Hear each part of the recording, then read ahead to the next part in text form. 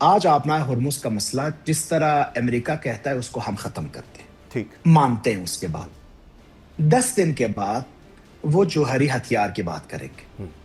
ہم جوہری ہتھیار کو بھی مانتے ہیں. 10 دن کے بعد وہ میزائل ٹیکنالوجی کے اوپر بات کریں گے. ہم میزائل ٹیکنالوجی کو بھی مانتے ہیں. 10 دن کے بعد وومنز رائٹ کے اوپر بات کریں گے، وہ بھی ان کو دے دیں. 10 دن کے بعد اتنا یہ جو وشس سرکل ہے یہ اتنا آگے بڑھے گا، اتنا آگے بڑھے گا. میں ایک جملے میں کہہ دوں، امریکہ کا مین ٹارگٹ اور ہدف کیا ہے؟ اسرائیل کے ساتھ ایران پر کنٹرول حاصل کرے اور پھر ایران کی تقسیم ہو جائے. بسم اللہ الرحمن الرحیم. ناظرین، میں ہوں منصور اعظم قاضی.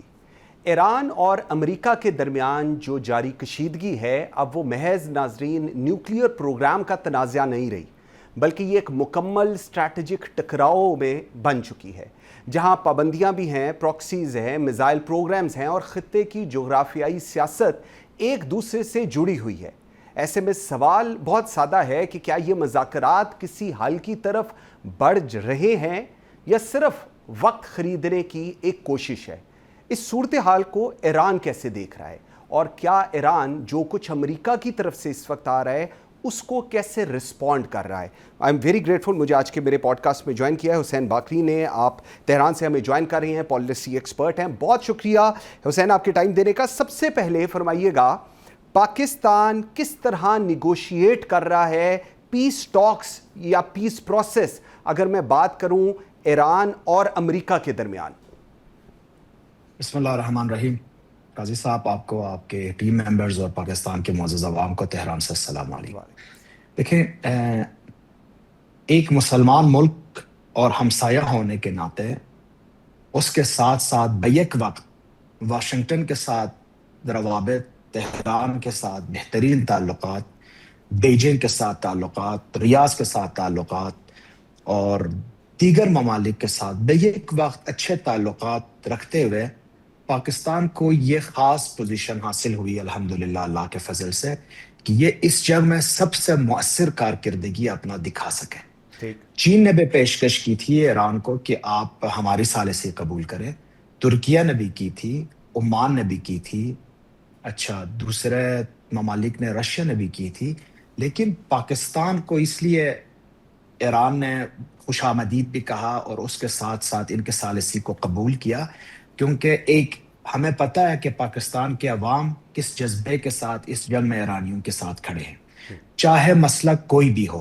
لیکن اس جنگ میں ٹویٹس بھی دیکھ رہا ہوں، اپنے پروگرامز کے بعد میں لوگوں کی محبت بھی دیکھ رہا ہوں، اور انفارچونیٹلی اتنا محبت زیادہ کر رہے ہیں کہ ہمیں ٹائم ہی نہیں مل رہا ہے ہم اس کو ٹھیک سے پڑھیں.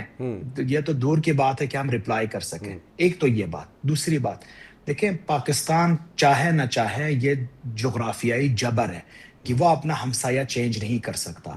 ایران کے اندر اگر جنگ ہوتا ہے تو اس کے اثرات براہ راست پاکستان پر بھی آتے ہیں، جیسے کہ ابھی بھی آ رہا ہے. آپ خود لوگ اس مشکلات کا سامنا کر رہے ہو. اس کے ساتھ ساتھ پاکستان کا جو پرابلمز گلف کنٹریز کے اندر کریٹ ہوتا ہے، یہ سب چیزوں کو دیکھتے ہوئے میرا خیال ہے پاکستان نے ایک بہترین موقف اپنایا ہے اور اس ثالثی کردار میں ابھی تک اس مرحلے تک میرا خیال بہت بہترین طریقے سے اپنا جو رول ہے وہ ادا کر رہے ہیں. اس کے اللہ پہ بھروسہ ہے تو دیکھتے ہیں انشاءاللہ پاکستان کی جو زحمات اور شب و روز محنت ہے یہ انشاءاللہ رنگ لائے گی. اچھا حسین، اس میں ایک دو چیزیں بڑی امپورٹنٹ ہیں. ہم نے دیکھا کہ فیلڈ مارشل عاصم منیر گئے اور اس کے بعد 2-3 دن وہاں پر رہے. آبنائے ہرمز کا ایک بہت ایشو چل رہا تھا اور آبنائے ہرمز ایران نے اوپن کر دی، لیکن بلاکیڈ امریکہ نے نہیں ہٹائے، جس کے بعد دوبارہ آبنائے ہرمز کلوز کر دی گئی. امریکہ آج کلیم کر رہا ہے، واشنگٹن ڈی سی ہو، وائٹ ہاؤس ہو یا ڈونلڈ ٹرمپ ہو، وہ اس چیز کو بار بار کہہ رہے ہیں کہ ہمارے قبضے میں ہے آبنائے ہرمز، لیکن ریالٹی یہ ہے کہ وہ آبنائے ہرمز مکمل طور پر ایران کے اس وقت انڈر کنٹرول ہے. یہ ایک سب سے بڑا بیسک ایشو ہے جو ابھی تک ایڈریس نہیں ہوا، اور اگر جب یہ ایڈریس ہوگا اس کے بعد بات چیت شروع ہوگی. اس کو آپ کیسے دیکھ رہے ہیں؟ منصور دیکھو، میں آپ کو نا ایک آپ کے معزز پروگرامز کے جو ٹیمز ہے اور جو لوگ آپ کو سنتے ہیں، جو کہ ماشاءاللہ کافی تعداد میں سنتے ہیں، ایک میں آپ کو ایک بات بتا دوں. آج آپنا ہرمز کا مسئلہ جس طرح امریکہ کہتا ہے اس کو ہم ختم کرتے ہیں، ٹھیک، مانتے ہیں. اس کے بعد 10 دن کے بعد وہ جوہری ہتھیار کی بات کریں گے. ہم جوہری ہتھیار کو بھی مانتے ہیں. 10 دن کے بعد وہ میزائل ٹیکنالوجی کے اوپر بات کریں گے. ہم میزائل ٹیکنالوجی کو بھی مانتے ہیں.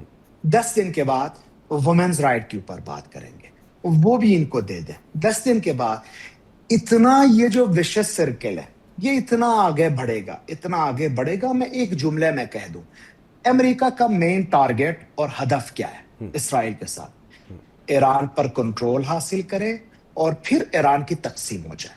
ٹھیک ہے. اب یہ جنگ کے ساتھ ہوتا ہے تو جنگ میں کریں گے، نیگوسیشن میں ہوتا ہے تو نیگوسیشن کریں گے، پلاٹ اسیسینیشن کے ساتھ ہوتا ہے تو وہ کریں گے.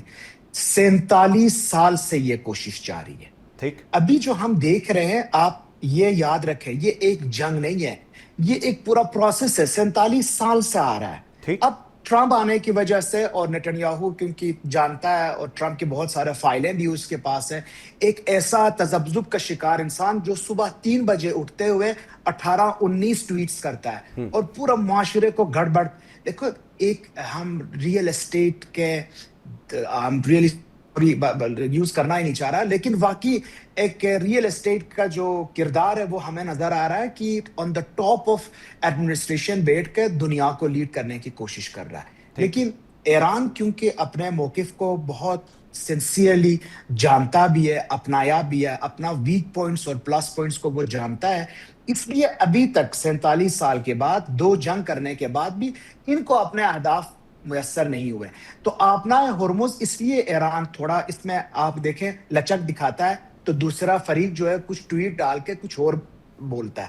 میں آپ کو بتاؤں، اتنا ہم بد اعتماد ہیں امریکہ کے اوپر. یہ صرف اس لیے نہیں کہ نیگوشیشن ٹیبل پہ وہ ٹھیک سے بات نہیں کرتا، کیونکہ ان کی جو اصل انجام ہے، اس اصل جو ہدف ہے وہ یہ ہے کسی بھی طرح ایران کو کنٹرول کر کے اس کو تقسیم کیا جائے تاکہ گریٹر اسرائیل کی مد میں سب سے بڑی رکاوٹ کو ہٹایا دیا جائے. تو اس لیے ایرانی لوگ نا، میں نے پہلے بھی آپ سے عرض کی تھی آپ کے پروگرام میں، یہ بہت ہی پیشن والی قوم ہے. یہ ایک قالین کو بننے کے لیے 30 40 سال لگاتے تھے. بالکل ایسے ہی. اس لیے بہت بہت صبر کے ساتھ یہ آگے جائیں گے، اور یہ صبر اور یہ ٹائم امریکہ کے پاس نہیں ہے.